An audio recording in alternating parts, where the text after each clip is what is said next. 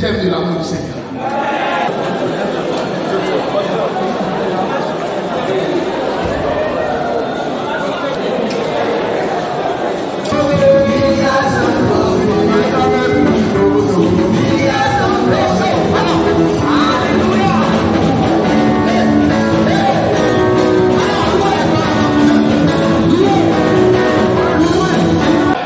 Bonjour chers amis invités.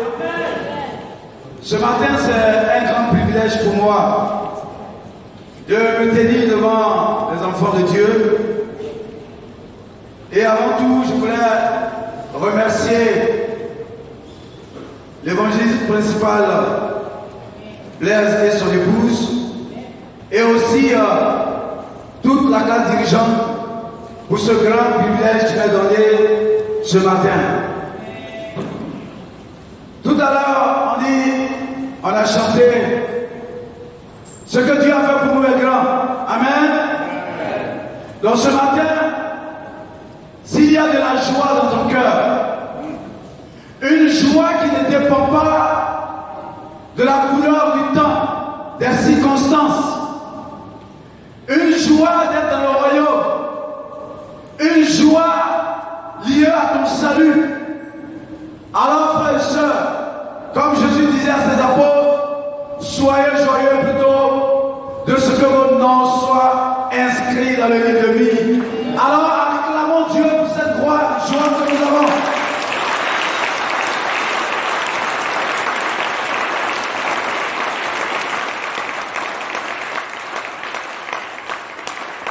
Frères et sœurs, grâce à vos prières, ma femme et moi, nous avons effectué un voyage sur Corée-Zouzoua, et vous avez la salutation des frères et sœurs de Corée-Zouzoua. Et ils ont été dans la joie aussi d'entendre que vous pensez à eux. Nous sommes allés et le Seigneur nous a utilisés pour restructurer l'église de Corée-Zouzoua. Et frères et sœurs, ce matin, je vous dis que le royaume de Dieu à Corée-Zouzoua est organisé. Vous avez là-bas cette église de maisons, ces 3 régions, 5 zones. Et frères et sœurs, le royaume de Dieu est en marche à Corée-Zouzoua. Amen. Aussi, depuis cette semaine, au staff, on prêche sur le royaume de Dieu. Dans le culte de mi-semaine, on prêche sur le royaume de Dieu. Et ce matin, je voudrais encore qu'on parle du royaume de Dieu. Amen. Donc s'il y a un thème, c'est le véritable royaume de Dieu sur la terre. Personne n'a fait de prions. Père, ce matin, je te bénis. L'heure est venue pour nous d'écouter ta parole. Je te prie, Père, de nous donner le goût spirituel de ta parole et de faire de chaque cœur ici présent une bonne terre, recevant ta parole avec humilité, avec reconnaissance, avec soumission et respect. Père, je suis fait de chair et de sang, mais tu dis ta parole est esprit. Je te prie que l'Esprit Saint assiste en ce moment précis, afin que, Père, tu communiques toute la force et la puissance de ta parole. Sois béni, sois élevé, au nom puissant de Jésus-Christ. Amen. Allons-y à Matthieu chapitre 6. Nous allons lire du verset, à partir du verset 9. C'est Jésus qui parle. Il dit ceci: voici comment vous devez prier. Notre Père qui est aux cieux, que ton nom soit sanctifié, que ton règne vienne, que ta volonté soit faite sur la terre comme au ciel. Donne-nous aujourd'hui notre pain quotidien. Pardonne nos offenses comme nous aussi nous pardonnons à ceux qui nous ont offensés. Ne nous induis pas à la tentation, mais délivre-nous du malin, car c'est à toi qu'appartiennent dans les siècles le règne, la puissance, la gloire. Amen. Frères et sœurs, comme je le disais, Jésus dit dans cet exemple de prière qu'il donne, cet enseignement sur la prière, il dit, frères et sœurs, que c'est à Dieu seul qu'appartiennent le règne, la puissance et la gloire. Amen. Voilà pourquoi au verset 10, au moment où il faisait cet enseignement, au verset 10, il dit que ton règne vienne, que ta volonté soit faite sur la terre comme au ciel. Nous savons que c'est ce Jésus qui prêche l'avènement du royaume de Dieu. Et même dans cet exemple, cet enseignement de prière, il mentionne aussi l'avènement du royaume de Dieu. Frères et sœurs, si c'est à Dieu qu'appartient le règne, la puissance et la gloire, au verset 10, Jésus est en train de faire comprendre qu'il revient à la terre de faire la volonté de celui qui règne dans le ciel et qui va régner sur la terre. Amen. Voilà pourquoi Jésus fait comprendre, quand il dit que ton règne vienne et que ta volonté soit faite sur la terre, quand le royaume de Dieu sera établi, quand le règne de Dieu sera là, alors ceux qui vont faire partie de ce royaume ne vont pas faire ce qu'ils veulent, mais ils vont faire ce que Dieu veut. C'est-à-dire que celui qui est au ciel et qui règne à la fois sur la terre. Parce que la volonté de Dieu doit être faite là où Dieu règne. Mes frères et sœurs, pour ceux qui continuent de prier, de réciter cette prière, en mentionnant que ton règne vienne, je me demande si aujourd'hui ils ont compris que le royaume de Dieu est déjà là. Et frères et sœurs, mentionnez ceux qui prient, je voudrais leur dire ce matin d'aller lire Actes chapitre 2. Parce que Actes chapitre 2 nous enseigne que vers l'an 33 après Jésus-Christ, le jour de la Pentecôte, au 10e jour, en présence de, je dirais, 70 nations représentant le monde d'alors, en présence même des nations africaines, parce que ce jour-là, frères et sœurs, il y avait l'Égypte, la Libye, il y avait aussi les Arabes. Donc, les Africains même ont été témoins de l'avènement du royaume de Dieu.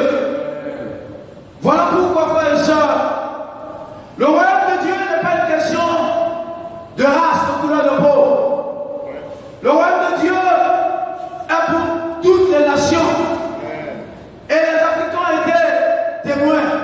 Voilà pourquoi nous ici, à Abidjan, on a le défi d'évangéliser non seulement toute l'Afrique, mais aussi l'Afrique francophone. Amen. Et frères et sœurs, parce que ce jour-là,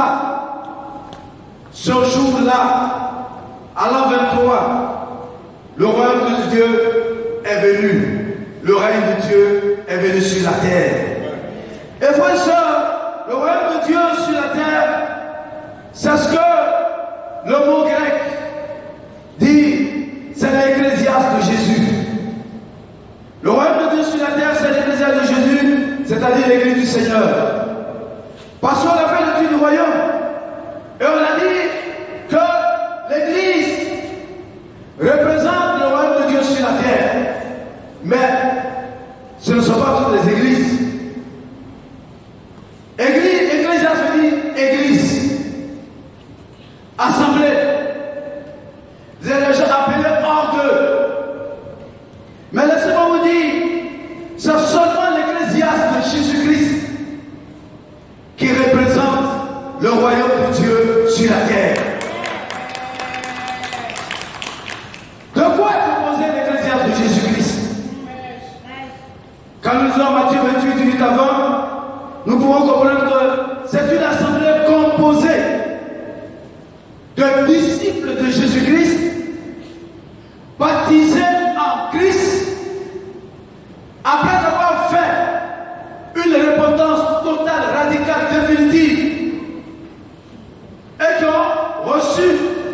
le pardon de leurs péchés au moment du baptême, qui vivent une vie de sanctification et engagés dans une vie d'évangélisation des nations.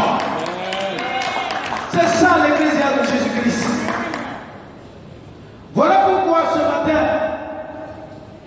ne vous y trompez pas. Ne nous y trompons pas. Les églises du monde ne sont pas le royaume de Dieu sur la terre.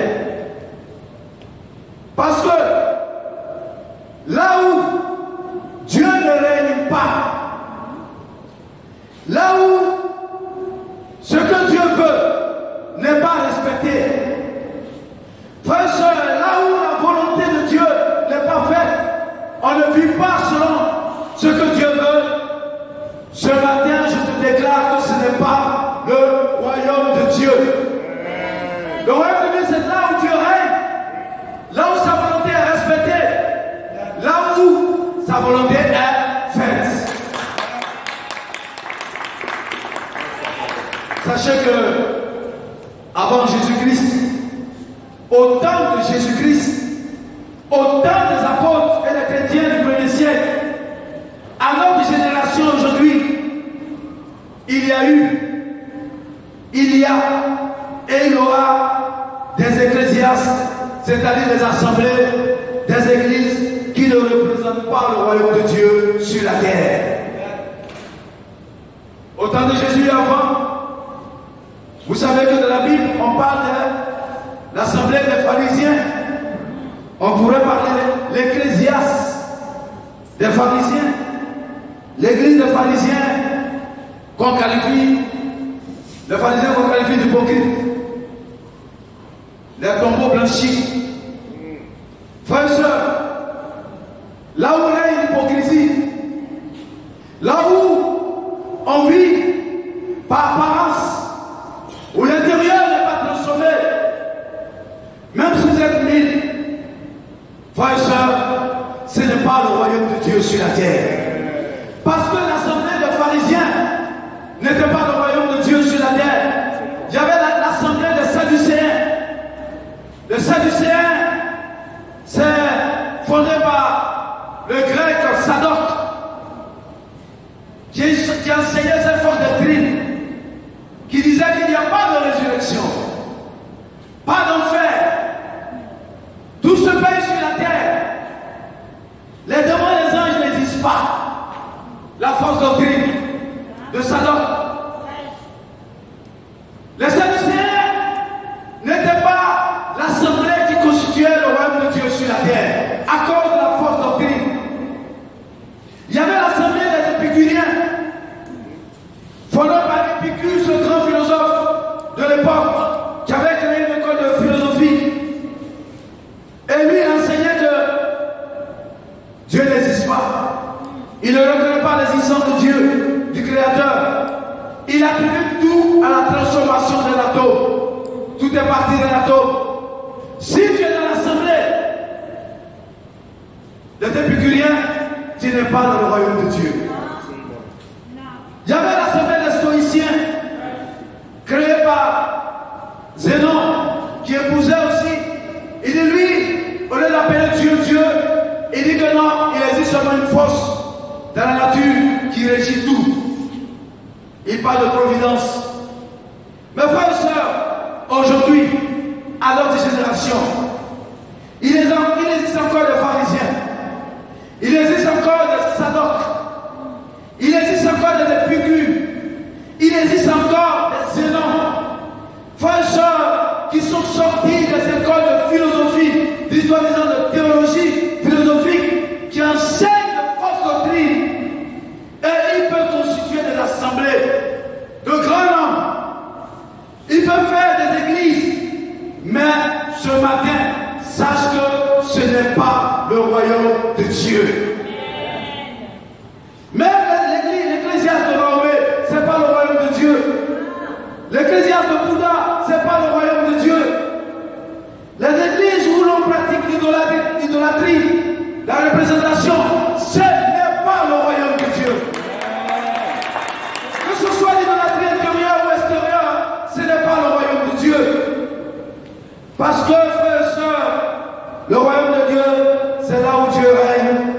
volonté est respectée et faite. Dans l'église du Seigneur, pour ceux qui sont dans l'église du Seigneur, frères et sœurs, qu'est-ce que nous disons? Nous disons, comme le Seigneur l'a mentionné en Matthieu 6, verset 10, que la volonté de celui qui règne dans les cieux soit faite parmi nous. Et frères et sœurs, nous disons aussi, dans le royaume de Dieu, nous disons ceci, en Marc chapitre 14, verset 36, Jésus pouvait dire, toutefois, non pas ce que je veux, mais ce que Dieu veut. Le royaume de Dieu est régi par ce principe qui dit, non pas ce que je veux, mais ce que Dieu veut. Parce que la volonté de Dieu doit être faite sur la terre. Il va falloir renoncer à notre propre volonté pour nous soumettre à la volonté de Dieu. Donc toutes les fois et tout le temps où tu demeures dans le royaume de Dieu, tu n'es pas là pour faire ce que tu veux, mais tu es là pour faire ce que Dieu veut. Toi qui veux rentrer dans le royaume de Dieu, tu ne feras pas, on ne va pas faire ce que tu veux, mais on va te demander de faire ce que la Bible te demande de faire. Frères et sœurs, comme notre Dieu règne, la question ce matin c'est, quelle est la volonté de Dieu dans chaque chose qu'il utilise pour régner sur la terre? Quelle est la volonté? Nous savons que Dieu règne par sa parole. Dieu règne par sa parole. Et si Dieu règne par sa parole, frères et sœurs, alors quelle est la volonté de Dieu? Qu'est-ce que Dieu attend de la terre, de ceux qui veulent faire partie de son règne? Allons-y en 2 Timothée 3. En 2 Timothée 3, un passage que nous connaissons. 2 Timothée 3, à partir du verset 16. La Bible dit ceci. Toute écriture est inspirée de Dieu, est utile pour enseigner, pour convaincre, pour corriger, pour instruire dans la justice, afin que l'homme de Dieu soit accompli et propre à toute bonne œuvre. Amen. La question c'est, pourquoi Dieu a-t-il pris son temps pour inspirer la Bible sur une période de 1600 ans, 1000 avant Jésus-Christ et 6 ans après Jésus-Christ? Pourquoi il a pris tant de temps pour inspirer sa parole? C'est parce que Dieu règne par sa parole. C'est parce que c'est utile pour le royaume de Dieu sur la terre. Voilà pourquoi Dieu a pris le temps d'inspirer. Et frères et sœurs, je suis fier d'appartenir à cette église. Quand je réalise, frères et sœurs, que je suis dans le royaume de Dieu sur la terre. Parce que cette église, elle enseigne à chaque membre à avoir une relation personnelle avec la Bible. Et dans cette relation personnelle qui se traduit par la méditation et la lecture. Et frères et sœurs, c'est ce qui est notre conviction. Et à faire de la Bible un outil essentiel, je dirais même principal, pour la formation des cœurs des disciples. Parce que l'Église repose sur la parole de Dieu. Frères et sœurs, Dieu règne par sa parole. Alors qu'est-ce que Dieu veut sur la terre? Ce que Dieu attend de ceux qui sont sous son règne, c'est ce qui est. Allons-y en Luc 8, verset 19 à 21. Luc 8, verset 19 à 21, lorsqu'on lit ce passage, au verset 21, la Bible dit, on connaît cette histoire, de Jésus, il fait une précision ici, qui nous donne une autre dimension de la famille. Au verset 19, il dit ceci: la mère et le frère de Jésus vint le trouver, mais il ne put l'aborder à cause de la foule. On lui dit: ta mère et tes frères sont dehors et ils désignent. Ma mère et mes frères, ce sont ceux qui écoutent la parole de Dieu et la mettent en pratique. Frères et sœurs, ce qui caractérise le royaume de Dieu, c'est l'écoute et la pratique de la parole de Dieu. Et entre l'écoute et la pratique, il y a le cœur de l'homme.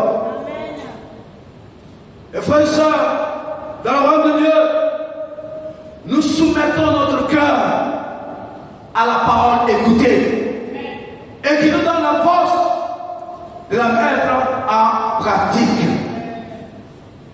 Dieu veut des pratiquants de sa parole. Dieu cherche des pratiquants de sa parole. Et le royaume de Dieu, c'est ceux qui sont partis du royaume de Dieu sur la terre, ont pris l'engagement de mettre la parole de Dieu en pratique. Ce matin, pose-toi la question: suis-je soumis à l'autorité de la parole ou suis-je un rebelle à la parole de Dieu? Est-ce que la parole de Dieu fait autorité dans ta vie? Est-ce que la parole de Dieu fait autorité dans ton mariage, dans ta vie de famille, dans ta vie de célibat? Est-ce que la parole de Dieu dirige ta vie? Es-tu une personne qui aime seulement écouter sans jamais pratiquer? Ou es-tu quelqu'un qui écoute pour oublier par la suite? Frères et sœurs, comme je l'ai prêché une fois, chaque lettre du mot pratique est inspirée par la Bible. Amen. Frères et sœurs, comme je l'ai dit, pour vous encourager à pratiquer le P qui veut dire parenté. Jésus dit ici, ceux qui vont faire partie de la famille de Dieu sont les pratiquants de la parole de Dieu. Amen. Tu ne pratiques pas, tu ne peux pas être frère et sœur de Jésus-Christ. Père comme parent, la parenté de Jésus-Christ. Ceux qui pratiquent la parole de Dieu sont respectueux de la parole. Et aimer Dieu, c'est pratiquer sa parole. Tu veux une transformation? Alors c'est dans la pratique qu'on est transformé. Amen. Et dans le royaume de Dieu, la pratique de la parole nous transforme. Ce que je suis aujourd'hui est la transformation, l'effet de la parole de Dieu. Amen. Ce que tu es, on vient dans le royaume de Dieu pour être une autre personne. C'est ça, une nouvelle créature. Amen. Mais les ecclésiastes qui ne sont pas le royaume de Dieu, on demeure comme on est entré. Frères et sœurs, la transformation se fait de l'intérieur vers l'extérieur. C'est ça. Parce que dans le royaume de Dieu, ce n'est pas l'assemblée des pharisiens, ce n'est pas l'apparence. Et seule la parole de Dieu nous rend intelligents. Oui. Amen. Et frères et sœurs, oui, parce que l'intelligence, Job 28, verset 28 dit, l'intelligent, c'est celui qui déteste le péché, qui s'éloigne du péché. Ça, c'est l'intelligence. Le but, c'est, tu veux être qualifié pour le ciel, alors pratique la parole de Dieu. Le but, pour que Dieu t'utilise, pour que tu sois utile dans son royaume, mets la parole de Dieu en pratique. Amen. Si tu le fais ainsi, frères et sœurs, tu pourras hériter de l'éternité avec Dieu au dernier jour. Dieu règne par sa parole. Frères et sœurs, Dieu règne aussi par son esprit, le Saint-Esprit. Frères et sœurs, quelle est la volonté de Dieu pour chaque homme sur la terre? Que chacun reçoive son Esprit Saint. Mais ce matin, si tu es là, tu n'es pas encore d'ici. Mais comment pendant longtemps tu as cherché à recevoir le Saint-Esprit?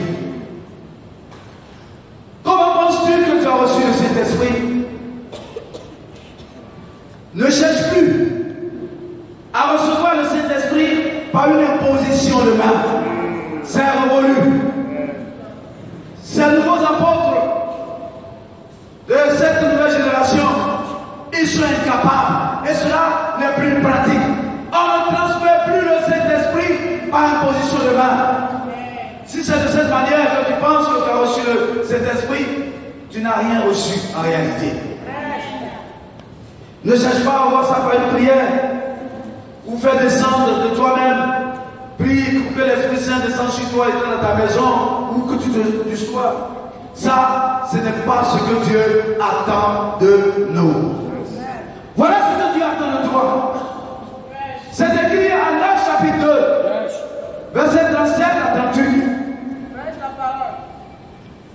Lorsque Pierre a prêché, frères et sœurs, et que ceux qui ont accepté la parole de Dieu, parce que Dieu règne par sa parole, amen. Pierre a dit, répentez-vous et faites-vous baptiser pour avoir le pardon de vos péchés et le don de Dieu, le Saint-Esprit. Ce que Dieu attend de toi pour entrer dans le véritable royaume de Dieu sur la terre, c'est que tu pratiques la repentance. Parce que quand vous lisez en Luc 15, verset 7 et Luc 15, verset 10, c'est qui donne la joie au ciel. Les gens ils sont dans la joie quand un seul pécheur se répand. Ce n'est pas bien devant, je vais prier pour toi, pour que tu reçoives le Saint-Esprit. Le ciel attend que tu te répandes. Et ça ne répond pas par la connaissance du péché. La reconnaissance du péché est le rejet du péché, l'abandon du péché de ta vie. Amen. Frères et sœurs, le ciel attend pour celui qui veut demeurer, veut entrer dans le royaume de Dieu, de recevoir le pardon de tes péchés. Et le pardon, c'est après celui qui s'appelle une bonne repentance radicale. Tu nais de nouveau par l'eau et par l'esprit, qu'on appelle le baptême. Et c'est un moment aussi que tu reçois le pardon de tes péchés et la grâce de recevoir le Saint-Esprit pour devenir le temple vivant du Saint-Esprit. Frères et sœurs, donc nous comprenons aisément qu'on ne reçoit plus le Saint-Esprit comme les gens pensent. Mais nous recevons le Saint-Esprit en se faisant baptiser. Et frères et sœurs, celui qui a reçu le Saint-Esprit, comme nous sommes en train de suivre, le fortifiez-vous. Le fortifiez-vous. L'étude numéro 2. On dit c'est au baptême qu'on reçoit le Saint-Esprit pour avoir des pensées tournées vers le ciel, penser aux choses du ciel. Et frères et sœurs, en 1 Corinthiens chapitre 2, verset 12 à 16, la Bible mentionne deux types d'hommes sur la terre. Vous pouvez dire ça, 1 Corinthiens 2, verset 12 à 16. La Bible parle de l'homme animal, et puis la Bible parle de l'homme spirituel. L'homme animal. Si on vient me dire ça, je serai frustré. L'homme animal. Mais celui qui n'a pas encore reçu le Saint-Esprit, comme préconisé par la Bible, tu n'es pas encore un homme spirituel. Tu es toujours l'homme animal. Parce que l'homme spirituel, c'est celui qui a reçu l'Esprit de Dieu.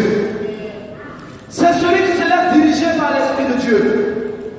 C'est celui qui a un langage spirituel et qui a une compréhension spirituelle des choses de Dieu. Contrairement à l'homme animal, il n'a pas encore reçu l'Esprit de Dieu. Tu peux venir à l'église, fréquenter une communauté, une assemblée, mais demeurer toujours l'homme animal. Parce que l'homme animal n'a pas encore reçu l'Esprit de Dieu. Vous savez, animal veut dire animé du mal.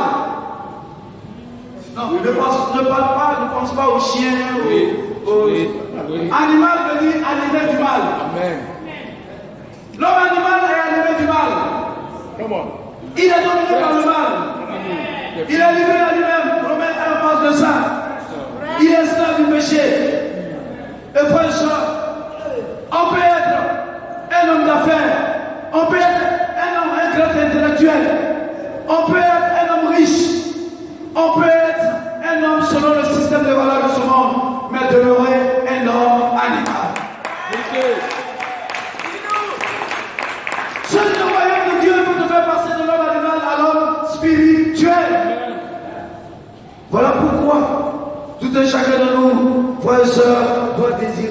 passer de l'homme animal à l'homme spirituel. Dieu règne par l'évangélisation. Vous savez, le règne de Dieu, c'est multiple et divers. Je vais m'arrêter sur ces 3 points. En d'autres occasions, on parlera d'autres moyens de règne. Dieu règne par l'évangélisation. Parce que le royaume de Dieu, c'est un royaume de conquête. Oui, l'Église, le royaume de Dieu a l'esprit de famille. N'est-ce pas, frère et soeur? Mais aussi, c'est une armée, comme l'évangéliste le dit. Parce que l'armée va à la conquête et le royaume de Dieu va à la conquête. À Matthieu 28, 20, nous avons le défi d'évangélisation. Évangéliser les nations, frères et sœurs. Allez partout. Mes frères et sœurs, le mois de décembre. Le mois de décembre. Comme a été annoncé ici. C'est le mois où Satan règne le plus. C'est le mois où le monde est actif, engagé à se comporter encore en homme animal. Mes frères et sœurs, j'ai entendu ici, le royaume de Dieu, c'est là aussi où on se réjouit. Il y aura le gala des célibataires, le dîner gala des mariés, la classe pour le royaume des enfants, tout ça. Mes frères et sœurs, nous ne devons pas rester endormis, défrissés. Parce que c'est le mois où Satan règne le plus. Et c'est le mois aussi où les enfants de Dieu, les disciples engagés dans l'évangélisation, doivent régner avec Dieu de plus en plus. Amen. Voilà pourquoi le mois de décembre, nous avons grandi dans notre défi d'évangélisation. Dans le mois de décembre, il y a le défi de baptême. Parce que nous devons arracher des gens du royaume des ténèbres pour les emmener au royaume de la lumière qui est l'église du Seigneur. Frères et sœurs, allons-y. Régnons avec Dieu. Régnons avec son esprit. Régnons avec la parole. Régnons avec l'évangélisation. Et Dieu va nous donner la victoire. Que Dieu vous bénisse.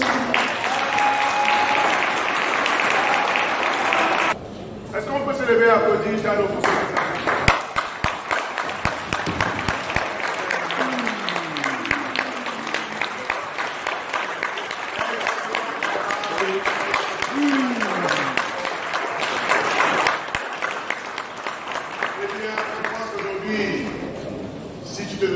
encore qu'est-ce que ça voulait dire être dans le royaume de Dieu. Je crois qu'aujourd'hui tu es bien éclairé. Amen, frère et sœur. Voilà, être dans le royaume de Dieu, c'est avoir le règne de Dieu établi sur ta vie. On dit Amen. Je ne veux pas dire que tu es dans le royaume de Dieu si Dieu ne règne pas dans ta vie. Amen. Tu peux être dans le royaume de Dieu quand c'est le péché qui règne dans ta vie. On dit Amen. Voilà, et comment Dieu règne dans notre vie? Par sa parole. Est-ce que tu écoutes seulement la parole ou bien est-ce que tu la mets en pratique? Parce que le royaume de Dieu, c'est le royaume de ceux qui mettent la parole de Dieu en pratique. Amen, frères et sœurs. Et le règne de Dieu s'établit aussi par le Saint-Esprit dans ta vie. Et comment tu reçois le Saint-Esprit? En obéissant à la parole, en devenant disciple, en te repentant et en te faisant baptiser. Comme tous ces frères et sœurs qui vont se faire baptiser aujourd'hui. Amen. Amen, peuple de Dieu. Mon âme est dans la joie ce matin. Frères et sœurs, le campus est à l'honneur. La région du campus ce matin voudrait vous présenter notre précieuse sœur du nom de Sylviane. Je vais laisser ma femme, en dirigeante des sœurs du campus, prendre la parole ce matin. Amen. Bonjour frères et sœurs. Moi c'est la sœur Sylviane. Je voulais m'excuser de m'être éloignée de vous. Et aussi, je voulais dire merci à Madame Beignet et à mes soeurs Elena et Ina de m'avoir appris, de m'avoir ouvert les yeux pour voir que vivre dans le royaume de Dieu, c'est être ensemble en amour. Et s'éloigner, ce n'est pas vraiment facile. Je me suis éloignée, puis j'ai vu que la vie du monde n'était pas que pour moi. Parce que il y a tout que je devais revenir de ma famille. Et frères et sœurs, à partir d'aujourd'hui, Sylviane Ongodo est reconsidérée comme notre sœur dans l'Église. Amen. Pur.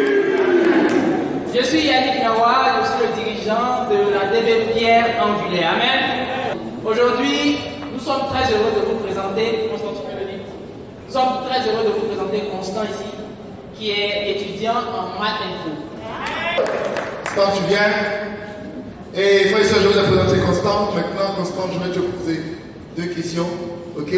Crois-tu que Jésus-Christ est le Fils de Dieu, qu'il est mort, qu'il a été enterré et qu'il est ressuscité le 3e jour? Oui, je le crois. Quelle est ta meilleure confession de foi? Jésus est mon sauveur et mon Seigneur. Amen. Après cette belle confession de foi, je vais te baptiser au nom du Père, du Fils et du Saint-Esprit, et tu auras tes péchés pardonnés et tu recevras le don gratuit, le Saint-Esprit. Amen. Merci beaucoup. Amen. Bonjour frères et sœurs. Nous sommes dans la réunion de nos Amen. Et c'est le baptême de l'église de version de la reconnaissance. Amen. Et nous avons notre ami ici qui s'appelle Yannick. J'ai 2 questions à vous poser. Est-ce que tu crois que Jésus-Christ est le Fils de Dieu et qu'il est mort, qu'il est ressuscité le 3e jour pour le pardon de tes péchés? Oui, je le crois. Et quelle est ta confession de foi? Jésus est le Seigneur du Seigneur. Amen. Au nom de cette belle confession de foi, je te baptise au nom du Père, du Fils et du Saint-Esprit, pour que tu reçoives l'Esprit de Dieu, pour que tes péchés soient pardonnés. Amen. Aujourd'hui, nous avons porté un fruit par la persévérance de nos sœurs, vraiment qui ont accompli la dernière volonté de Dieu, qui est aller et faire de toutes les nations les disciples, les baptiser au nom du Père, du Fils et de l'Esprit. Elles ont fait preuve d'amour, parce que la Bible nous dit que l'amour est patient, que Dieu compte, il espère tout, il croit au tout. Elles ont été persévérantes dans cette étude, et puis aujourd'hui, bon, je vais laisser la division de l'Est parler. Amen. Marie-Rose, j'ai 2 questions. La première question est la suivante. Est-ce que tu crois que Jésus-Christ est le Fils de Dieu, qu'il est mort, il a été ressuscité d'entre les morts le 3e jour, le pardon de tes péchés? Oui, je le crois. Quelle est ta confession de foi? Jésus est mon Seigneur. À cause de cette belle confession de foi, je te baptise au nom du Père, du Fils et du Saint-Esprit pour recevoir le pardon de tous tes péchés et le don de Dieu, le Saint-Esprit. Amen. Sainte-Sud, Amen, frères et sœurs. Et ça fait 2 semaines que nous avons commencé le ministère de Sainte-Sud. Et ce matin, on a vraiment le privilège de vous présenter. Ce matin, je vous présente Sonia. Et Sonia, je vais te poser 2 questions. Crois-tu que Jésus-Christ est le Fils de Dieu, mort, enterré, ressuscité le 3e jour pour tes péchés? Oui, je le crois. Quelle est ta confession de foi? Parce que Jésus est mon Seigneur. À cause de cette belle confession de foi, je vais te baptiser au nom du Père et du Fils et du Saint-Esprit pour que tu reçoives le pardon de tes péchés et le don gratuit de Dieu, le Saint-Esprit.